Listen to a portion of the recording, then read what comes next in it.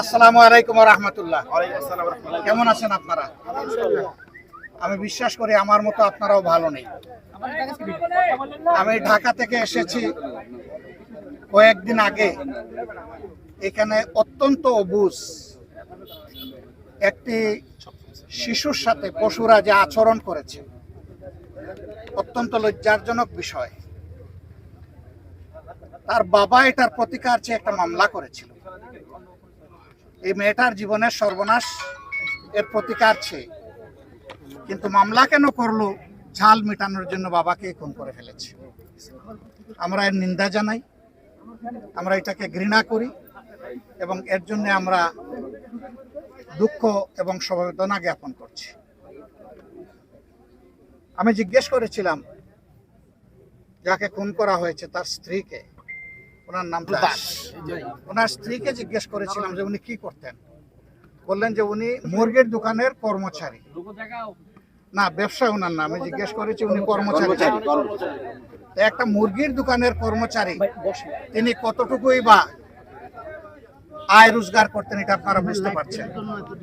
তারপরেও তাদের সুখের সংসার ছিল, আয় যাই হোক, কিন্তু সেই সংসারটাকে একদম শেষ করে দিল, তছনছ করে দিল। আমরা মানবিক দায়িত্বের জায়গা থেকে এখানে এসেছি, আমরা তাদেরকে সম্মান দেখাতে এসেছি। এই জন্য আমরা খুবই দুঃখিত। ঘরের ভিতরে আমরা আপনাদের অনেককে ঢুকতে দিতে পারিনি। আপনারা লক্ষ্য করেছেন আমার কিছু ঘনিষ্ঠ সহকর্মী ঢুকেছিলেন, একটা পর্যায়ে আমরা তাদেরকে অনুরোধ করে বাইরে দিয়ে দিয়েছি, কারণ আমাদের কাছে মা বোনদের ইজ্জতের মূল্য অত্যন্ত বেশি। আমি চাই নাই যে ওই মেয়েটা, যে মেয়েটা মুসলিম, তার মুখকে দেখুন। এই মেয়েটা আমার হলে আমার অনুভূতি কি হতো, আপনার মেয়ে হলে আপনার অনুভূতি কি হতো। পশুরা তো ওই সমস্ত জ্ঞান রাখে না। এদেরকে আল্লাহর কোরআনের ভাষায় বলা হয়েছে বালহুম আদাল্লু, এরা পশুর চেয়ে নিকৃষ্ট। আসলে সেই আচরণই তারা করেছে। মেয়েটার উপর জুলুম করলো, বাবাকেও খুন করলো, একটা পরিবারকে একদম ধ্বংস করে দিল। আমরা তাদেরকে আশ্বস্ত করেছি যে আমরা তাদের পাশে থাকব। আমি কুটে কুটে জিজ্ঞেস করেছি এ পর্যন্ত কে কে তাদেরকে সহানুভূতি দেখাতে এসেছেন। তারা সবগুলা খুলে বলেছেন। যারা এই সহানুভূতি এবং দেখিয়েছেন, সাহায্য করেছেন, আমি তাদের সকলকে ধন্যবাদ জানাই, অভিনন্দন জানাই এবং কৃতজ্ঞতা আদায় করি। সামাজিকভাবে এইভাবে যদি সবাই আমরা মজলুমের পাশে ছুটে আসি, তাহলে আলহামদুলিল্লাহ আমরা আশা করি যে মজলুমরা শক্তি পাবে এবং জালিমরা ভয় পাবে। জালিমদেরকে ভয় দেখাতে হবে, তাদের শাস্তি নিশ্চিত করতে হবে এবং দ্রুত শাস্তি নিশ্চিত করতে হবে। আসসালামু আলাইকুম ওয়া রাহমাতুল্লাহ। আলহামদুলিল্লাহি রাব্বিল আলামিন, والصلاة والسلام على رسوله الكريم وعلى آله وصحبه وأهل بيته أجمعين। আমরা শনিবারে এরকমই আরেকটি ঘটনায় সমবেদনা সহানুভূতি জ্ঞাপন করার জন্য মাগুরায় গিয়েছিলাম। মাগুরা থেকে ফেরার পথে এই বেদনাদায়ক ঘটনার খবরটা আমাদের কানে আসে। আসার সাথে সাথে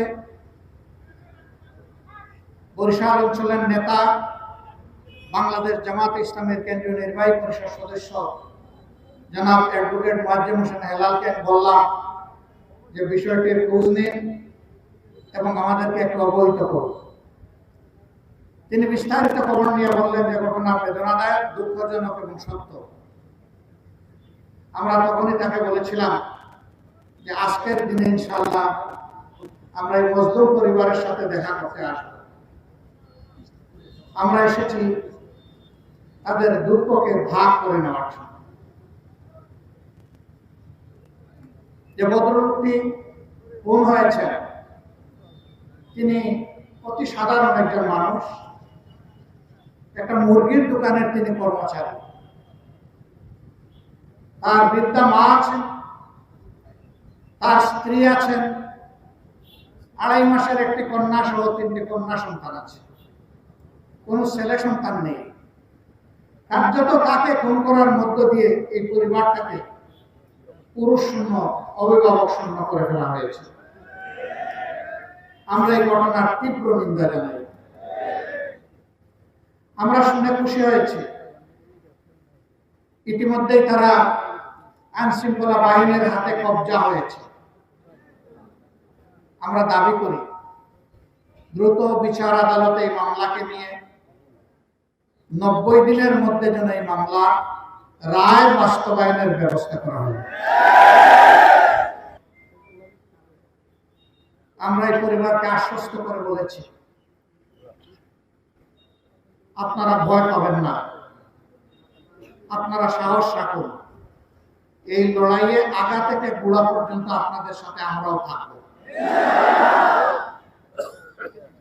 আমরা অভিনন্দন জানাই, একটি বন্ধু সংগঠন ইতিমধ্যে কিছু দায়িত্ব তারা পালন করেছেন।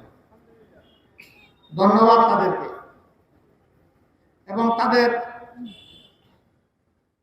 নেতা তিনি এটাও বলেছেন যে এই মামলা পরিচালনার যাবতীয় দায়িত্ব তারা গ্রহণ করলেন। আমরা তাদের এই উদ্যোগের জন্য তাদেরকে অভিনন্দন এবং ধন্যবাদ জানাই।